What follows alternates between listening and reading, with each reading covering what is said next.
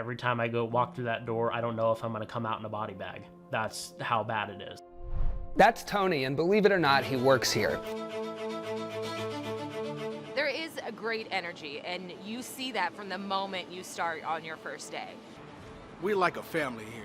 Ultium is an electric battery manufacturing company in Lordstown, Ohio, a once great manufacturing town abandoned by corporate America. Thanks to massive investment in electric vehicle manufacturing from Democrats' Inflation Reduction Act, jobs are returning to Lordstown. We're bringing back U.S. manufacturing jobs, 680,000 jobs just since I took office. Good paying jobs, union jobs, middle class jobs, jobs that give you a sense of dignity. But workers on the front lines describe a different reality, one that is chaotic, unpredictable, and dangerous. We went to the heart of this booming industry to see what the electric vehicle revolution actually looks like for the workers making it possible, and to understand what it'll take to ensure EV jobs deliver for workers, not just corporate executives.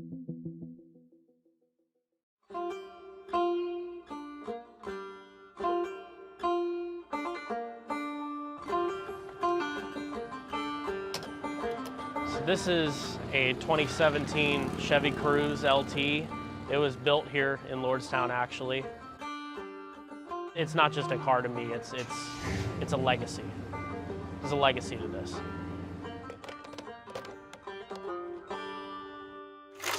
The first GM car rolled off the Lordstown assembly line in 1966. How soon do you need these people? Right now. You've got the jobs now. We have the jobs now. For the next 6 decades, GM was the town's largest industrial employer and a crucial source of well-paying union jobs. This is the start of General Assembly, the trim shop. It's where my mom worked. When she got her job at Magna Seating, it changed her life. They had excellent benefits through the UAW. All of that changed in 2019. It's the end of the line for workers at the GM plant in Lordstown. After more than 50 years producing cars and other vehicles, the GM plant in Lordstown, Ohio will close down for good today. People had to sell their homes and move away. I lost a lot of good friends, people that I grew up with. More than 1,300 workers lost their jobs. But a year after this devastating blow, GM made an announcement that sparked some hope. This is the Ultium battery from General Motors. The largest American auto manufacturer is going all in on EV. Lordstown's Ultium cells plant is up and running. It's expected to create more than 11,000 jobs, including 1,500 operations jobs at the Lordstown facility.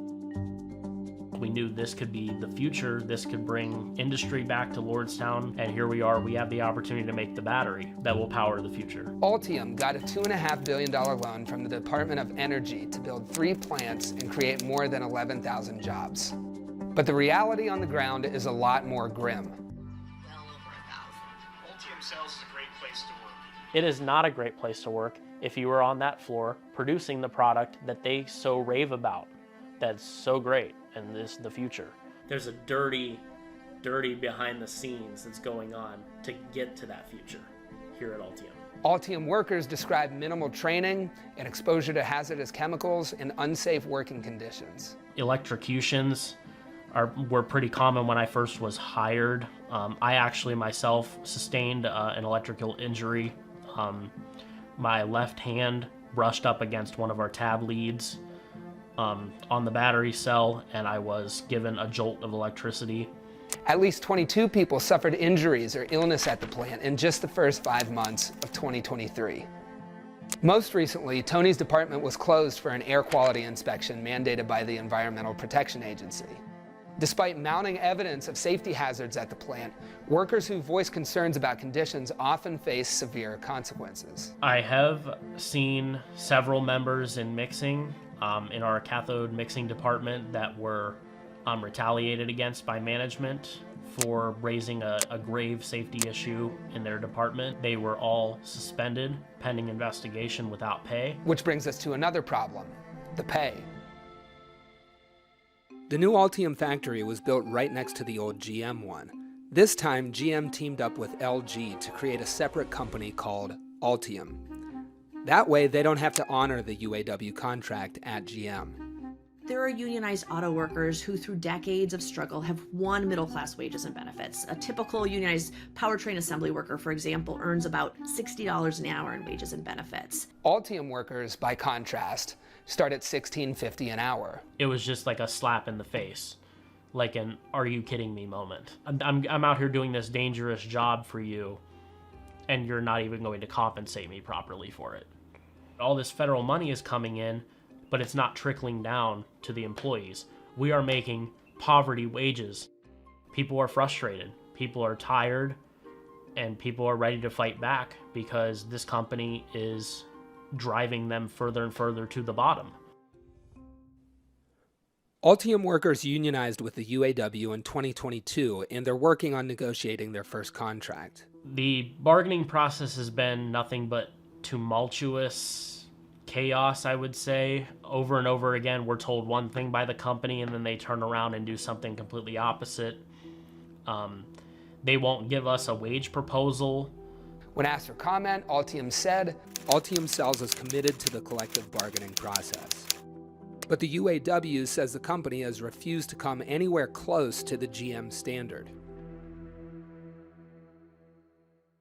Here's the thing, with federal and state money flowing to companies like Altium and GM, there's actually a real opportunity to make sure the jobs of the future rebuild the middle class. Unlike other federal grants, the one Altium got doesn't mandate the company pay a specific wage. I wish President Biden actually came down here and, just took a walk throughout our production floor and actually saw some of the jobs that employees are doing on this floor. We're going to need the federal government to do more in terms of enforcement and holding accountable companies that fall short.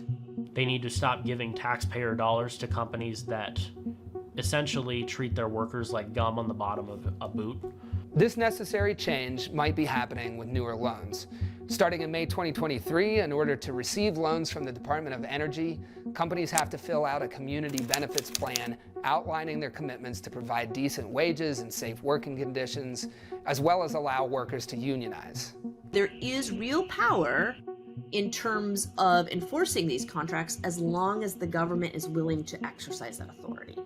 But experts say there's still more the federal government and states could do for workers at all plants that get taxpayer funds. We'd want policymakers to adopt wage standards to ensure that when government supports private sector corporations, their manufacturing workers are paid market wages and benefits. We have these sorts of standards in other sectors like construction. We've had them for nearly 100 years, and manufacturing workers deserve the same. We're going to be making the future whenever we're talking about federal money being used for these plants. These need to be good paying jobs, and they need to be union jobs.